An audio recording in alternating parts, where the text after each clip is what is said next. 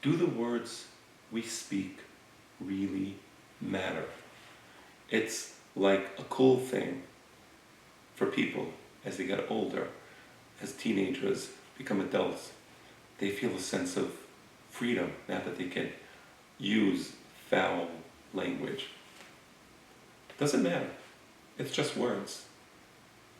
And the Torah says the words you speak absolutely matter. I want to share with you an incident that's recorded in the Gemara in Masechet Pesachim in the first chapter. Rabbeinu HaKadosh was giving a class about the laws of Tum'ah and Tahorah. And in the course of this class, he drew a distinction between grapes, which may only be harvested betahorah, in a state of purity, as opposed to olives, which can be done in a state of impurity. And one of the Talmidim asks Rabbeinu HaKadosh, "Mipnei ma boserin betahorah?" Why is it that one must only harvest grapes in a state of purity? Ve'en mosekin betahorah. And he says, but when you harvest the olives, they are not necessarily to be done in a state of purity. Notice the convoluted way of asking the question. The question should have been asked, why is it that when you harvest olives, it can be done in a state of tum'ah, in a state of impurity? But he kind of adds this extra word, the en mosikin betahorah. You don't harvest the olives necessarily in a state of purity, but you can do it in a state of impurity. Rabbeinu HaKadosh understood what was happening with this Talmid.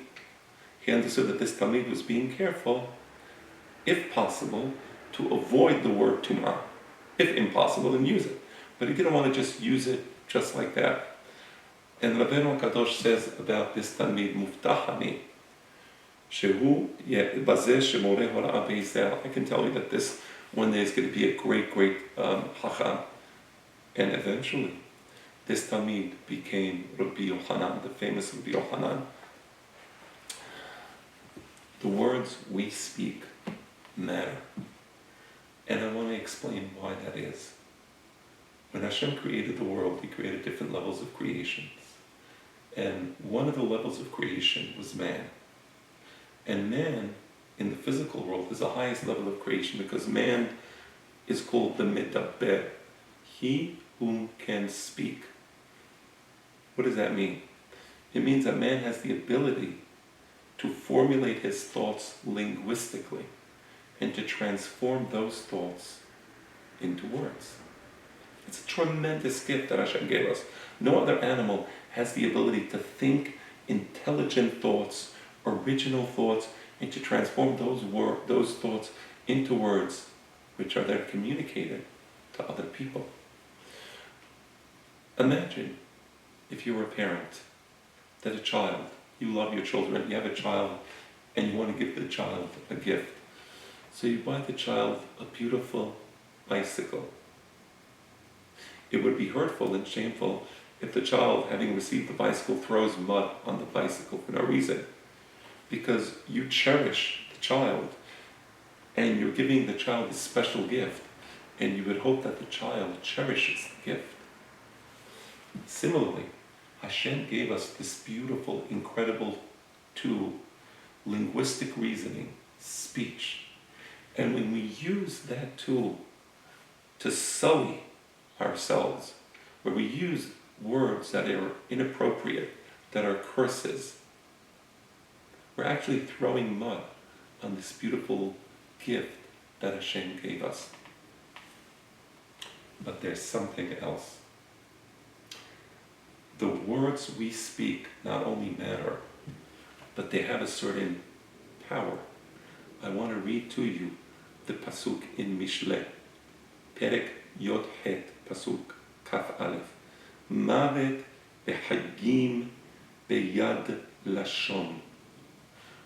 Death and life can be affected by the speech you use. When somebody says something bad to somebody, he can be affecting that person in a way that the speaker can't even imagine. Deeper still, when a person says something negative, he can be affecting himself in a way that he can't even imagine. Mavet v'chayim bi'ad lashon. Take this literally. It's not an allegory. And I want to read to you what Harambam writes, just so you understand the context. There is a sick person. He feels like he may die as a result of his sickness. And he has a wife who he loves, and for some reason, he doesn't want his wife to become an almanah, to become a widow. He wants her to be a divorcee. Put the reason on the side. So he wants to give her a get, but the get is going to be a conditional get. If, he says, if I die, this get will be a get. But if I live, then this get will be ineffective.